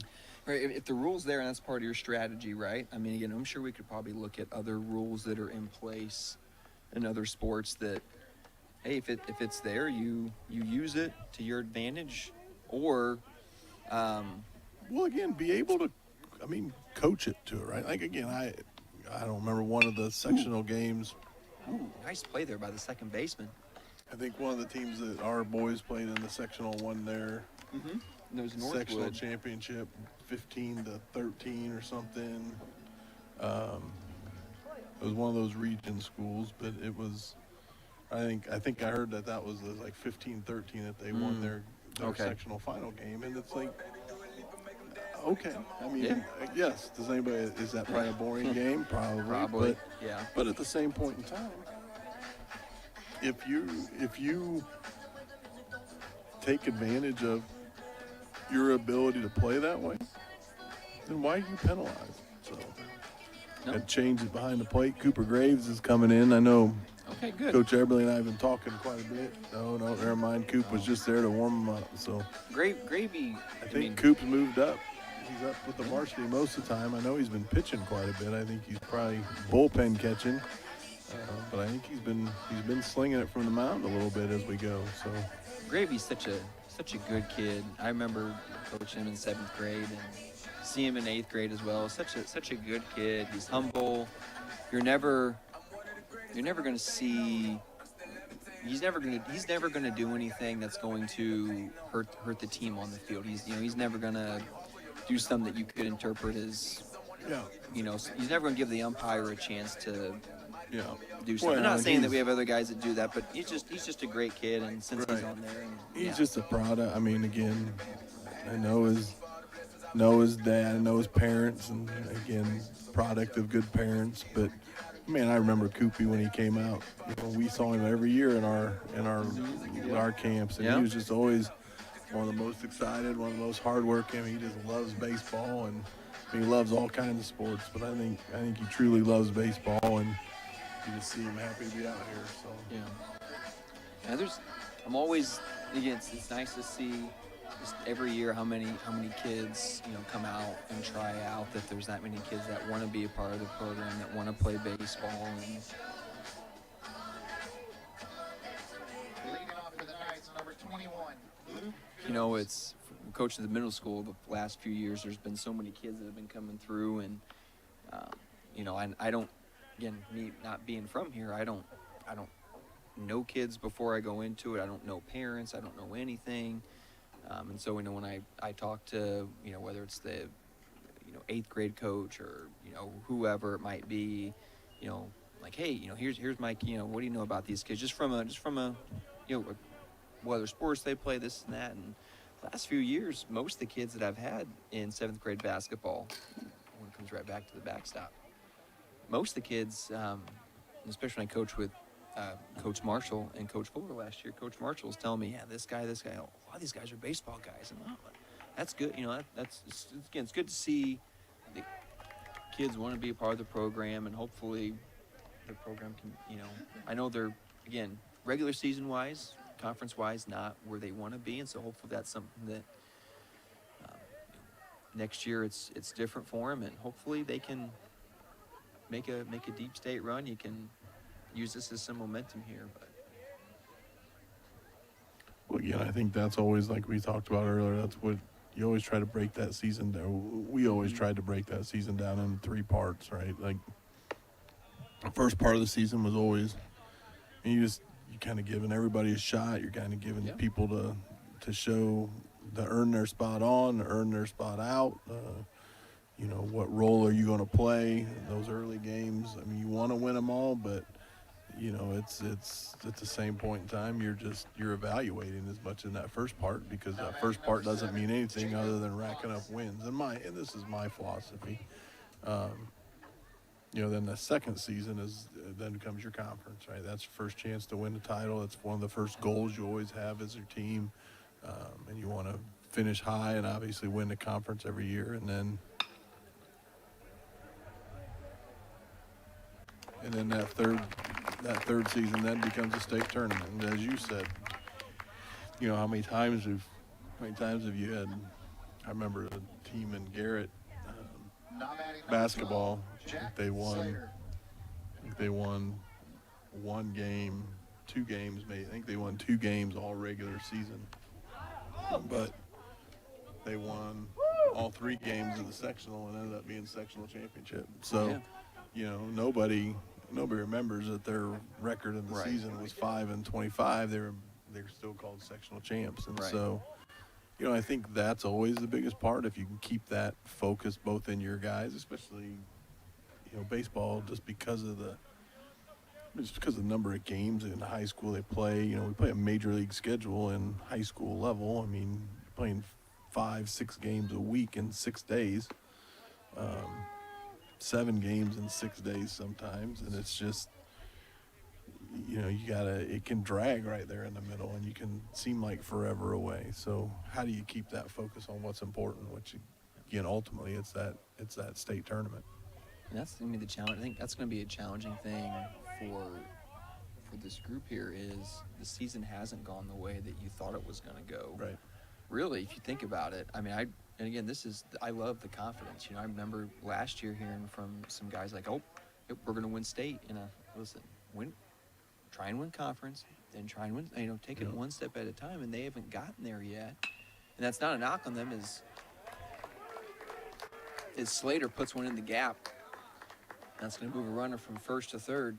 That's not a knock on their talent or their ability to persevere, but it's not easy. And just thinking that you're going to get it, but, they haven't gotten that yet. And hopefully this group here can, again, you can easily finish this season here, 3-0 or however many games they have left. And all right, we're feeling good now. Let's go in the state. We got, fair. I don't know if they play Fairfield first or what team it is, but this team's talented enough to go out there and win sectional. I know that there's some talented teams in their section. I know Northwood's a pretty talented 3A team, but Yeah, I think we're sitting as probably the second best team in the sectional with Northwood. I think the others, I would agree with you, but you know, any given day, anybody can, and you have an off game, and I think that's where you just got to keep working on these, shore up these mistakes, keep winning innings, and put a streak together. So, you know, I should know the year 2019, or the last one when our guys went to, I think they made the run all the way down to the Final Four. I guess it wasn't 2019. I was around then, but they made the run down the Final Four, but their season record was not. It wasn't very good. And then they made a run once they got into the state tournament, and yeah, they were they ended the season 13-16. They won one conference game that year in 2001. Yeah. Well, even you look at the last time that we won a sectional, they didn't win a game in conference. 13 and finished the season 13-18, and well, they finished their regular. Well, it was 13 and 18. Yeah. You know, and again, the year before that, sectional runner-up, and they were 20-9. Right. So, yeah, I mean, this is a talented group. I think they got to believe in themselves, and I think they need to go in it with just again, you know, go hunting. You're looking to knock some teams off. You gotta stay humble. You gotta stay focused. You gotta. I watch. I love, not to jump on a bandwagon, but you know, I love. You listen to Kirk Signetti and the speech that he tells every chance he gets to tell anybody. It's just, you know, you practice the right way, you show up the right way, you work in a classroom the right way, you know, and then you can't help but do things the right way on the field. I mean, when you kind of demand that everywhere and your guys do it, then you get a special season, a special group. Yeah. I think that's the hard part of winning, and especially, you know, in these at the high school and the college level. I mean, when you're rolling kids over every 4 years into those spots, you have to build that culture that just demands that. And I think the program here is on its way to doing that. It's just they got to take that next step. They got to win that. They got to win it. And that's sometimes that little. It always seems like the smallest one. You take big leaps to get wherever you are, and then you just have to take that final last small step, which everybody thinks should just come so easy, and that one is the one that takes so much. You know, you go back and look at the Bulls of, you know, Michael Jordan's Bulls. They were that way. The Pistons against the Celtics prior to that, you know, you get there and you had to keep beating and you have to keep banging on the door, and all year you might have been really, really good, but you just couldn't come over that hump. And then when they did finally break through, man, now the floodgates open and they win multiple ones in a row. So you start to get that confidence. You say, we can do it. Yeah.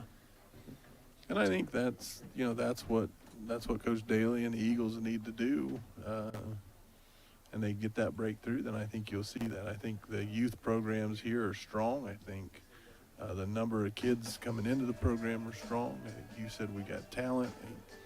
As we talked all about, you know, kids moving around and stuff, and we've been the benefit of that, right? We've had some really talented kids that have moved in and played for us and made key contributions to us. And so I think people want to be here. I think people see what's going on, and I think it's just now we got to take that next step. So. Thanks to Coach Marshall, I was inaccurate. Our sectional draw is Tippy, and then more than likely Northwood, assuming Northwood wins their first round. So again, you can't It's nice, Coach. Hi, Coach Marshall. Yeah. Is he out there listening to us tonight? He must be that, or he just has some sixth sense that knows that I'm talking baseball with you, that we're talking baseball. But you know, I don't know how good Tippy is, but you know, it can probably be easy to look at. All right, we got a chance to beat Northwood, but you got to beat Tippy first, or beat Tippy first. And really, I mean, shoot, Northwood can't look at it and go, well, got Columbia City after that. Like they got to be whoever they play first as well. Right. But again, it'll be interesting. I know sectionals are at Fairfield, I believe, this year. What some of the boys were telling me. So they do have that long haul.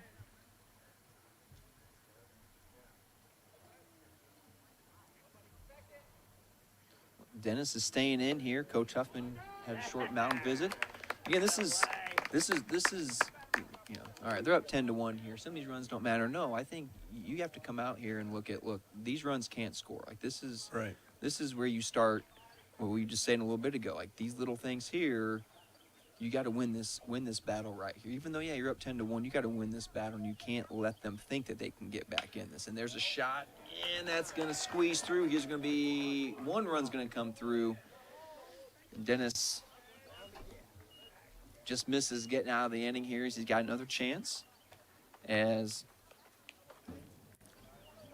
Now batting number 14, the Knights are Rylan Hathaway. at the top. Man, that 9-hole, their 9-hitter has gotten on a couple of times today. We have not done a great job at keeping the 9. That's been twice now at least that the 9-hole guy's been up with 2 outs, and I don't think we've been able to get him down.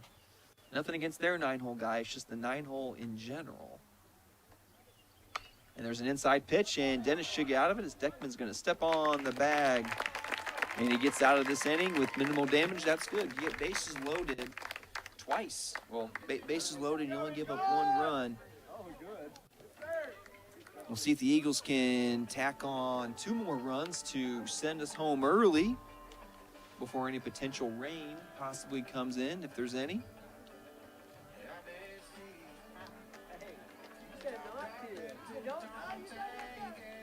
We got to talk to the music guy for crying out loud. He's got to play a little more pump you up kind of music.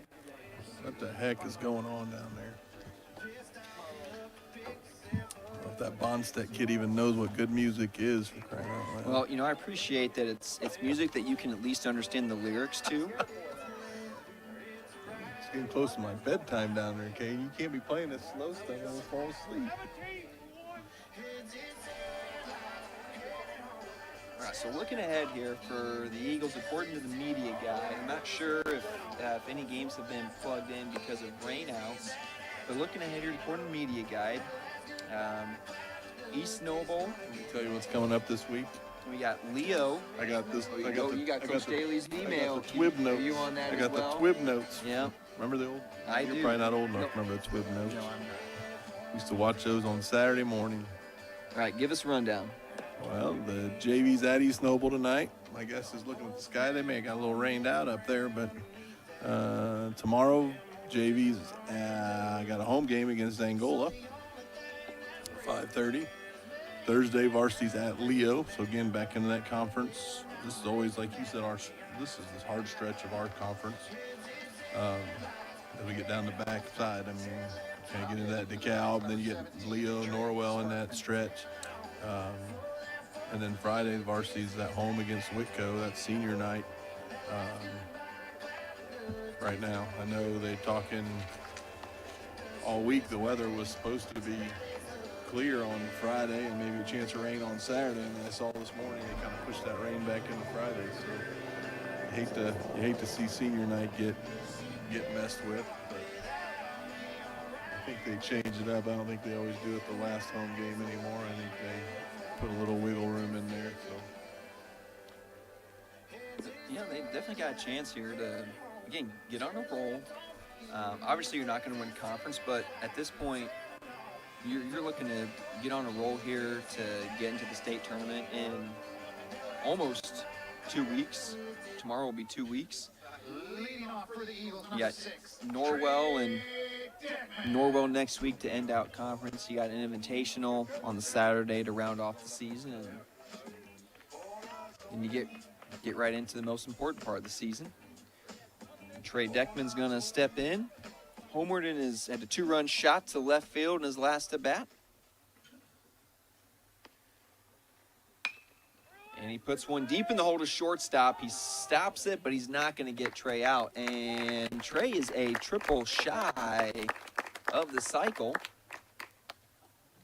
His home run, his double, That's pretty impressive. You got all that in that head of yours. You're not even keeping a book. No, I You just make- random. you're Sometimes stuff You're just sticks. making it up, hoping nobody out there realizes that you're making it up. Well, I can tell you, I just remember the one he had to center field that he sprinted all the way through, Yeah. and then his home run. Now, and I don't think he did not get a hit his first at bat. I do remember Nope. that one. You're right. You're so smart, Coach. And, okay, you're getting off the truth train here. Okay, Hey, your nose is getting The a little fact that long. I said you're right. Like, That is most true. people will be shocked That is true. I even That would admitted be fact. true. And Coach Marshall can back me up here. I did Coach not Belt admit is I not, was wrong. I just admitted you Well, were right. So If you're not right, then you're usually no, that's not true. You're incorrect there. So again, there you should have stayed on your See, streak. now I'm You back were to- right, but now you're back in the wrong again. So you should have just stopped. looks like the Eagles do have the bullpen warming up down there. Not quite sure who's warming up. I'm going to take a guess. It's a taller one, so I'm going to take a guess that it's Bucher down there warming up. That's my guess. As Walter is ahead in the count 3-0 here. Walter is I won't say the winning run, but the 10-run rule run. Probably said that incorrectly.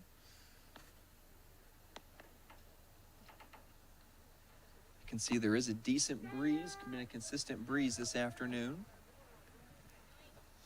As Walter walks that in 3-1. Go ahead. First baseman playing on the edge of the grass.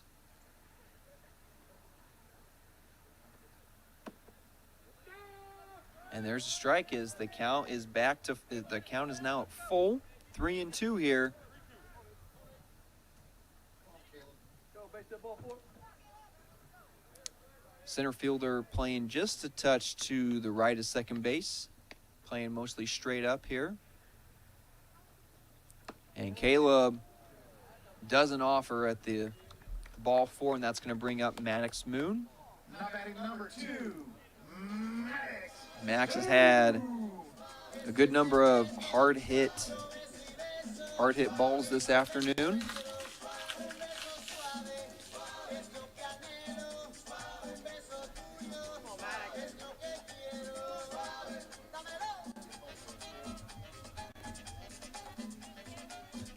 Got runners at first and second. First baseman playing on the grass. See if the Eagles can capitalize here.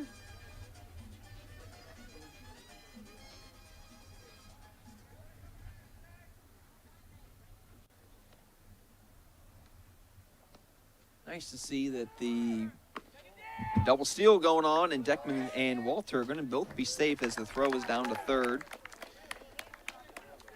So now a hit, just a basic single here. Basic single could end this one. Nice to see the travel team is staying for the entire game. It's good to see.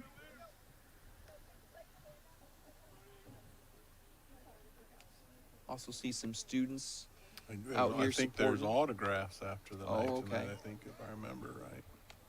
We got a foul tip I think from the Maddox. Team is gonna autograph the schedule posters.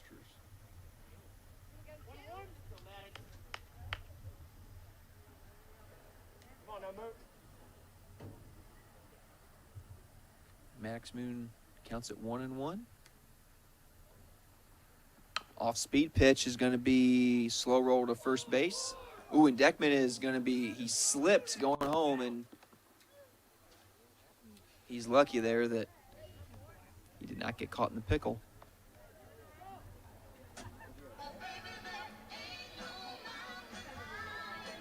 One out, and in steps sophomore Logan Mattia.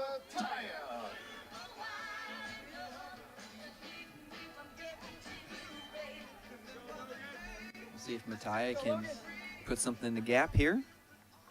Infield's playing in. Ooh, swing and a miss. Go 1-3. We gotta be more disciplined.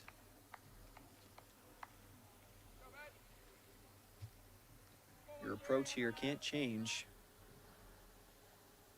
Even though we're up 10-2, all those little things.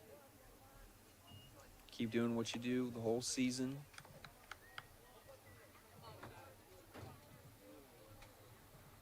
We got one out. Walter's at second. Deckman's at third. Counts at 1-1 here. Mattia with his open stance. He loads and he puts one down the line. Deckman's gonna send Walter. This could be the game. The throw's gonna go in the plate, and what a throw! That's a nice throw from the left fielder. One hopper right to the catcher. As the Eagles tried to end it. Well, Mattia didn't move up to second either. I mean, No, that's a good. should have definitely moved up to second on that throw. Yeah.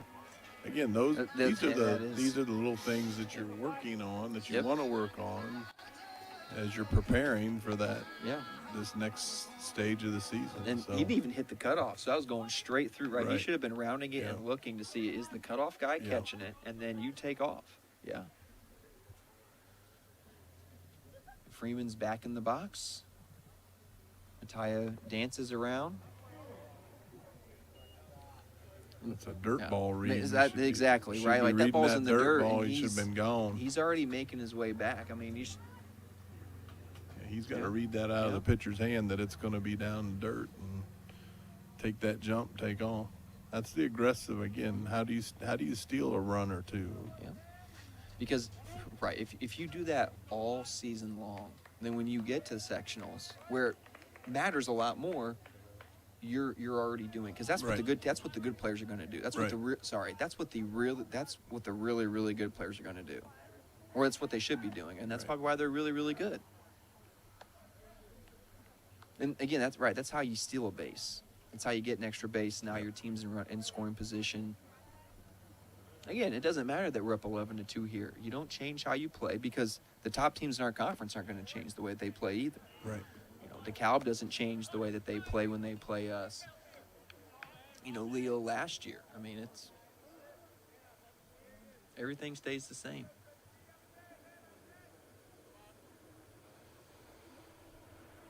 Freeman's ahead 2-0. And he'll stay ahead 3-0 here.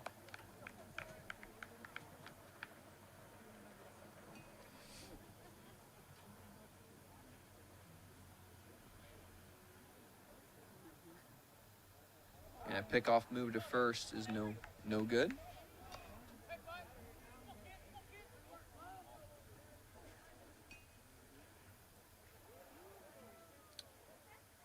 Whoever was warming up down the bullpen has stepped off. And another oh man, that's gonna get away.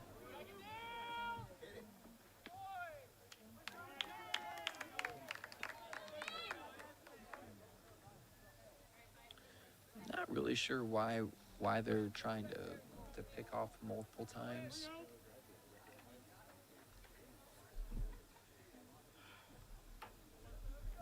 Counts at 3-0 here.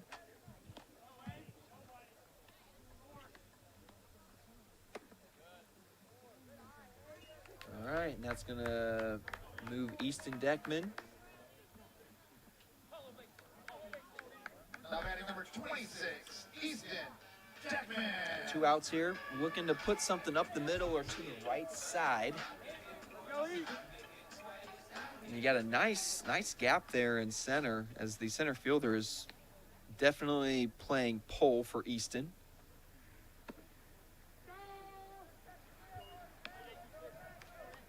As Easton watches the first one in for a strike one.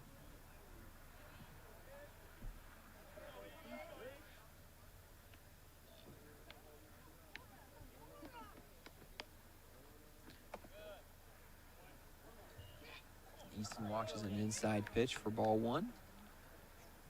First baseman's playing in. Big gap in right center field. You put one there. Freeman, you put one out there, and it's going to be over with. Mattia should be able to score there as Easton chases one outside just a little bit.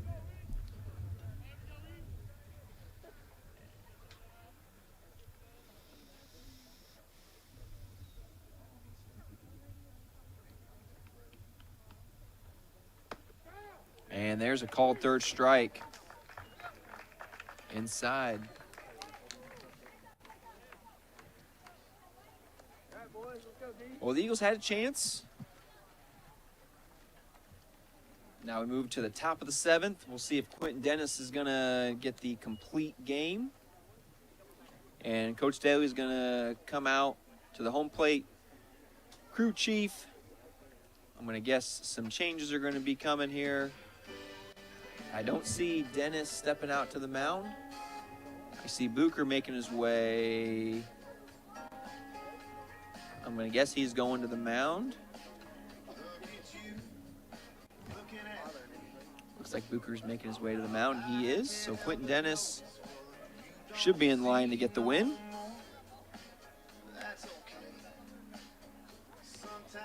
See, we got some changes here that we'll make you aware of. Taya moved over to first. We got Matai at first base. Caleb is still at second. Trey is still at short. Easton's still at third. Looks like left field might be. Looks like Ian Barry's in left field. So Quentin Dennis comes out. Ian Barry must replace him. And we still got Gavin and Maddox in center and right. And I can't tell, is that still Fry behind the plate? I believe it is.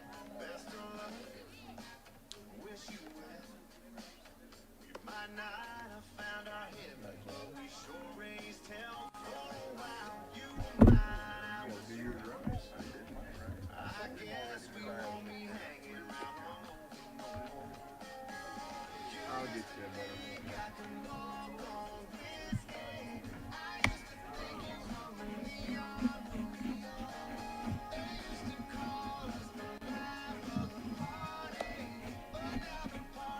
Coach, I almost sent you a video on Facebook last night. There was a retirement home Okay. that they started playing AC/DC Hell's Bells. Or no, it was Highway to Hell. I don't know if I can say that on the radio, but it was their Highway to You Know Where Yep. song. Easton Klein. And these guys who were probably in their late 80s, early 90s, man, they were all excited. They started air guitaring and jamming out. I was like, this is going to be our lip sync here. And, maybe sooner rather than later for some of us. That's true.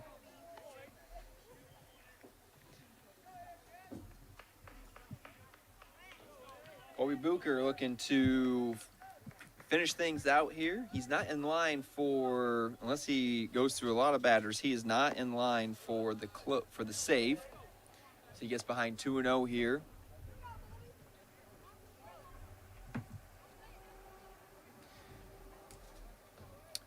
Well, if you're still watching, we want to thank you for joining in. We want to give a shout out to the WJHS studio crew for all the hard work they did after school, putting this all together. We really appreciate it. Again, they're the unsung heroes here. They do obviously way more. Again, I'm sure if you're watching, you've watched more than this. Isn't your first time tuning in. If it is, please check out. Subscribe to their live stream to see the other high school events that they record live or they post that are recorded, whether it's a play, a musical, show choir, an athletic event. Make sure you check those out because there's a lot of awesome things happening here with our students at Columbia City High School. So there goes a shot to third, and Deckman fields it cleanly, throws over to Matai at first for the first out. This one again, I want to give a shout out to the WJHS Studios crew.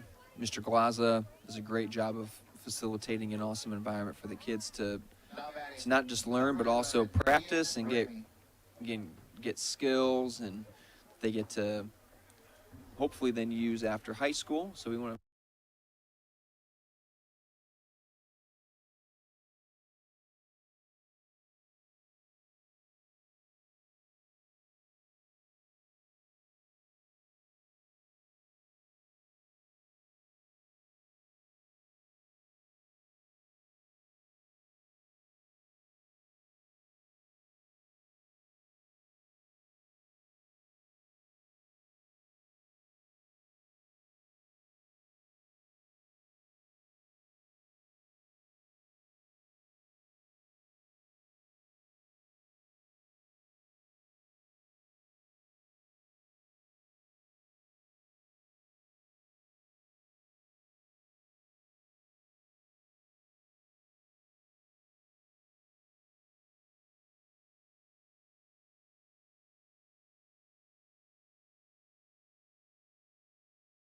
Hooker delivers.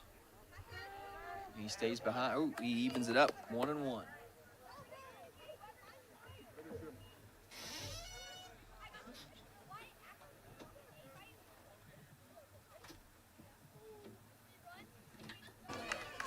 As they win this one with the final score of 11-2, as they go through their team line of high fives and transition into high-fiving the East Noble Knights.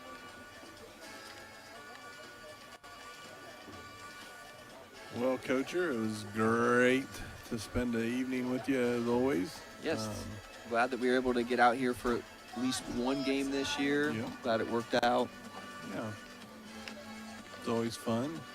Hope that people out there listening were able to enjoy it a little bit and not get too angry at us for our rants or our soapboxes or our stories.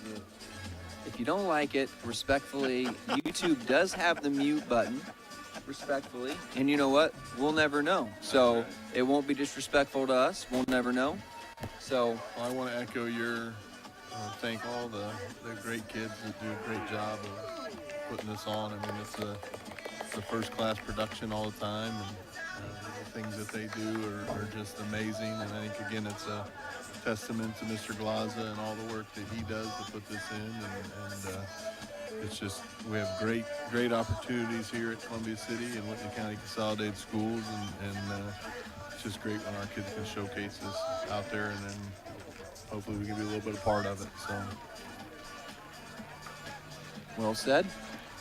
Well, we'll go ahead and close this out. Again, we thank you for joining us. Hope you have a nice rest of your evening. Good luck to the Eagles in the rest of their season. Hopefully they can make a deep state run tournament starting in about 2 weeks. Hopefully softball as well has a good rest of their season, and the other spring sports and any other Columbia City High School student activities. Have a good last couple weeks here at school. I want to thank you again for joining us. Until next time, I'm Jared Ambrose. This is Rob Bell. Have a nice evening.